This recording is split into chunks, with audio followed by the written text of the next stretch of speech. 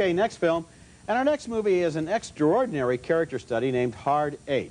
Like Sling Blade, it introduces us to a completely original character and then follows him as we wonder what this guy is up to. The movie begins in a coffee shop in Nevada where a well-dressed stranger offers to buy a cup of coffee for a young man who's broke and apparently homeless. What does he want? At first, we're not sure. Come from Vegas? Reno? Vegas? You lost some money? No. You won some money? I broke even. What were you playing? Blackjack. You know how to count cards? The older man, named Sidney, is played by Philip Baker Hall, and his new friend John is played by John C. Reilly. In a casino, Sidney teaches John how to start with $150 and recycle that same amount of money through the teller cages again and again until the house is convinced he's a high roller and they comp him with a free room.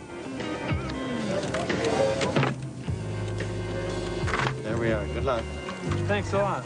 2 years go by. Sidney still hangs out in casinos and is still friendly with the young guy, but now there's a woman in the picture, a waitress played by Gwyneth Paltrow. Hello, Captain. Hello again. Do you remember my name? Clementine. That's right. Just like the movie. Exactly. Through John, Sidney meets a new person he doesn't much like. It's an ominous stranger played by Samuel L. Jackson.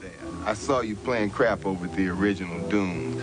You bet the Hard 8 for 1,000 and you pressed it for 2. Did I hit it? Nah, you didn't hit it. But it was a big bet, and I remembered your face. Stupid bet. Hard 8 is not in any way a conventional thriller or crime story. It's a human interest movie, a personality movie focusing on this older guy named Sidney who has been around and learned the ropes and doesn't like to make the same mistake twice. This is a great performance by Philip Baker Hall. We've seen him before in Secret Honor, the 1984 Robert Altman film, where he played Richard Nixon on his last night in office.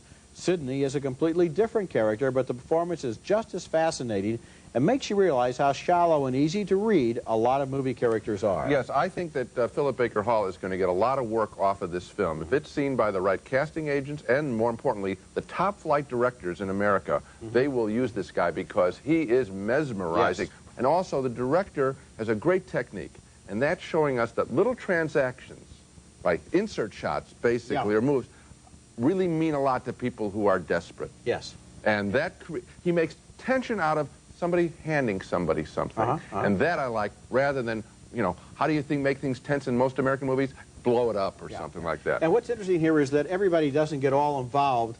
And there is some action of a sort at the end. Right. But it's not about that. It's about this man who essentially looks as if he'd spent about 9 centuries sitting in coffee houses, smoking cigarettes and looking at people, and now wants to give a little advice to a guy, and the guy really isn't really smart enough to benefit from it. I think I know what he's doing, and that's because what he's doing is because he doesn't have a family. Yes. Okay. Coming up next. That's good.